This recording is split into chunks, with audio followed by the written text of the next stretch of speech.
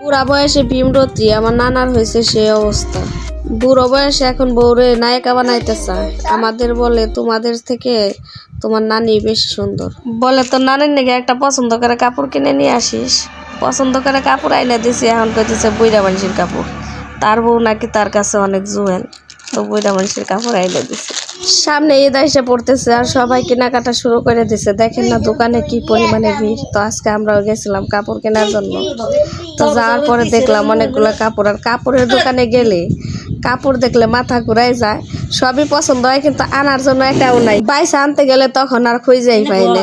তো এই তো কাপড়গুলো দেখতেছি, কাপড়গুলো সুন্দর আছে। দেখেন আশেপাশে কত মানুষ, সবাই খুব ভিড়।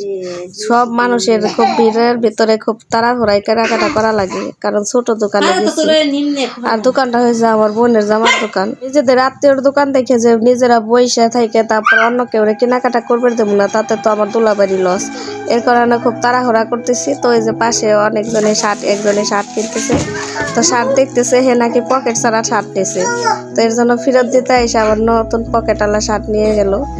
তো কাপড়গুলো দেখাইতেছে, কাপড় দেখতেছি আর ই করতেছি। মা বলতেছে যে নিচে পায়রালা কাপড়গুলো নাকি আমার নানুর পছন্দ না, কাপড় যাই পায়ের করে খালি যে পায়রালা, তো এই কাপড়গুলা মা নিবে না।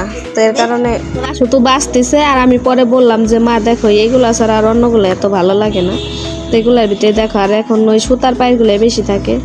আমার নানি অ্যাকচুয়ালি সুতার পায়ের সমস্যা বলতে কি, সে অনেক কাজ করে, তো চক বাড়ি সমানে তার অনেক কাজ করা লাগে। এর কারণে সে এই যে পায়ের গুলো দেখতেছে। পরে শেষে আমি মারে বললাম যে এই কাপড়ে এই কয়টা এই কাপড়ের ভিতরে এই যে কয়েকটা কালার আছে, আছে ডিজাইন আছে, তো এইগুলোর ভিতরে নেও। পরে শেষে আমার মা ওইগুলো দেখতেছে। পরে ভাই আবার আর একটা বের করে দিল। তো এই যে কাপড়টা তো পাশে, তারপরে এই যে এটা তো দেখেন তো এটা ভেতরে কোনটা ভালো লাগে।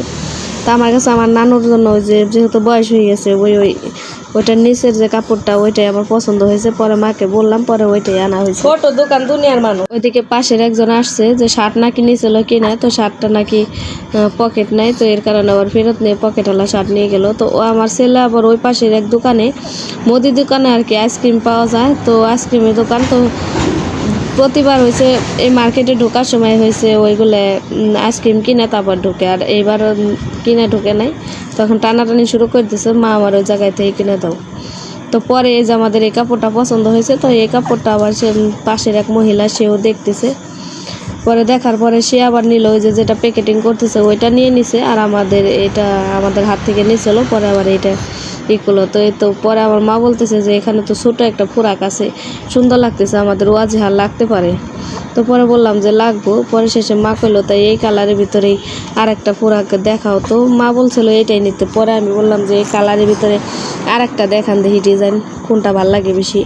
পরে আর একটা ফুরাক বের করলো, কিন্তু ওইটা আমার কাছে ওইটাও ভালোই লাগছিলো, কিন্তু মা বললো নাকি এইটাই ভালো লাগে, এর কারণে আবার এইটাই আনা হয়েছে। আমার কাছে উপরের এইটাই ভালো লাগছিলো, সিম্পলের ভিতরে একটা ফুল, কিন্তু মা ওই নিচের ওইটা পছন্দ করাতে যেহেতু তার নাতিন রেহে ওয়াজের অনেকগুলো ফুরাক আছে, তারপরে মা ওই যে ওইটা পছন্দ হয়েছে, পরে ওই যে ওইটা নিয়ে এনে দিল আর কি, যে এটা পড়াইছে না ঈদের দিন সকালে। বাসায় আনার পর আমার মেয়ে সবগুলা ধরে ধরে নাড়তেছে। তো ধন্যবাদ সবাইকে।